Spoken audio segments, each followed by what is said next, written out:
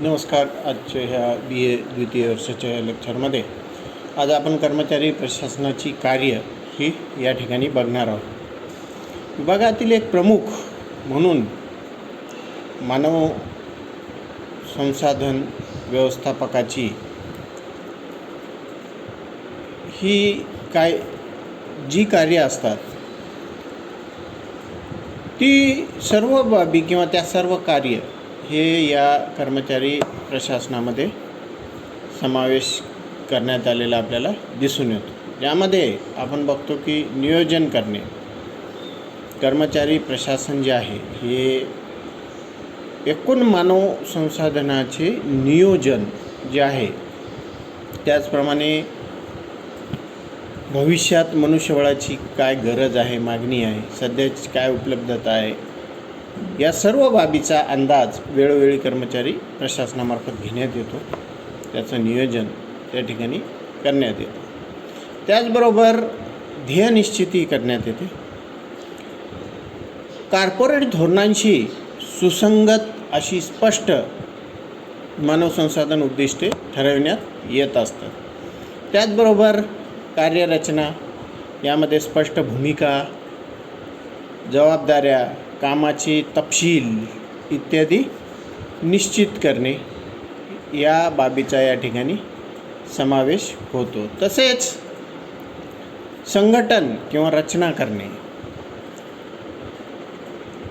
मानव संसाधन संबंधित कामाचे तार्किक गटांमध्ये वर्गीकरण करणे, त्याचबरोबर डिलिगेशन ऑफ अथॉरिटी, हाताखालील कर्मचाऱ्यांना अधिकार जबाबदाऱ्या सोपवणे,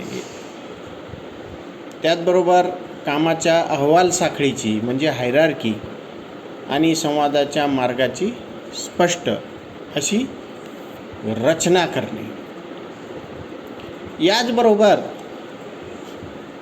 यामध्ये निर्देशन, नेतृत्व आणि प्रेरणा या बाबीवर भर देणे, धोरणे, कार्यपद्धती, धोरणात्मक उद्दिष्टे ही कर्मचाऱ्यांपर्यंत पोहोचवणे, कामे योग्यरित्या पार पाडली जावीत यासाठी कर्मचाऱ्यांना मार्गदर्शन, सल्ला देणे, उत्कृष्ट कामगिरीसाठी प्रोत्साहन, त्याचबरोबर त्यांच्या कामाची दखल, त्याचबरोबर नेतृत्वाद्वारे त्या कर्मचाऱ्यांना प्रेरित करणे, या स्वरूपाची कार्यसुद्धा कर्मचारी प्रशासनाद्वारे करण्यात येत असलेली आपल्याला दिसून येतं. सोबतच महत्त्वाच्या निकषांचा मागोवा घेणे, जसे की कर्मचाऱ्यांचे सोडून जाण्याचे प्रमाण, भरतीचा खर्च, गैरहजेरीचे प्रमाण, अशा वेळोवेळी इतर बाबींचा आढावा हे घेण्यात येत असतो. तसेच कायदे आणि अंतर्गत धोरणांचे पालन होत असल्याची खात्री करण्यासाठी या मानव संसाधनाचे लेखापरीक्षण करणे, प्रत्यक्ष कामगिरी ठरवलेल्या मानकांपासून विचलित झाल्यास सुधारण्यासाठी योग्य पावले उचलणे, त्याचबरोबर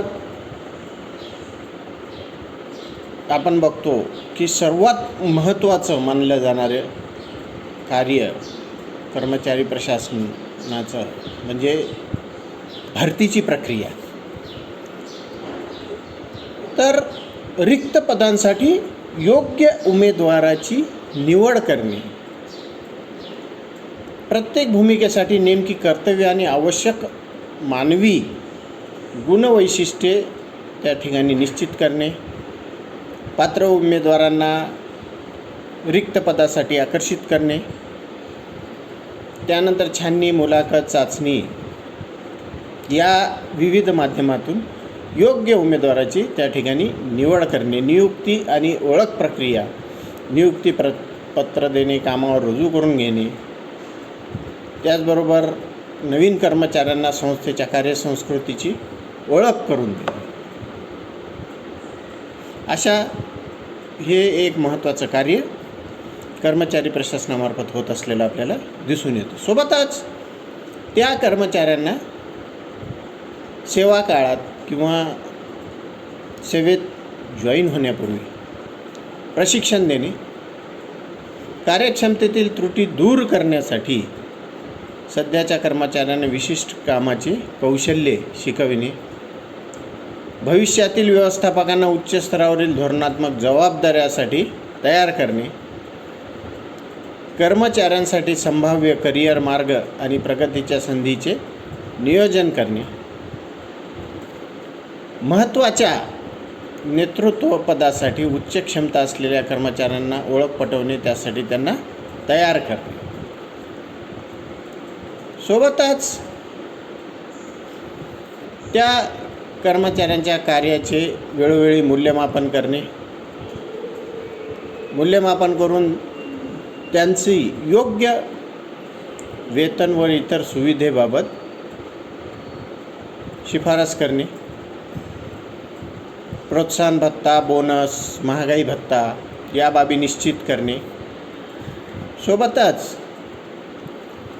कर्मचाऱ्यांना कार्य करण्यामध्ये येणाऱ्या वेळोवेळी ज्या अडचणी येतात त्यांच्या तक्रारी ऐकून घेणे, त्या सोडविणे, काही कामादरम्यान झालेले वाद सोडविणे, कर्मचाऱ्यांमध्ये शिस्त कायम ठेवणे. सोबतच कर्मचाऱ्यांच्या काम करीत असलेले सुरक्षित कामाचे वातावरण सुनिश्चित करणे, कॅन्टीन, प्रसाधनगृहे, वैद्यकीय खोल्या अशा सुविधा पुरविणे, प्रतिबद्धता सर्वेक्षण, एक्झिट मुलाखती आणि कार्य जीवन संतुलन धोरणाद्वारे उलाढाल कमी करणे, या विविध माध्यमाची कार्य हे कर्मचारी प्रशासन करीत असलेलं आपल्याला दिसून येते. धन्यवाद.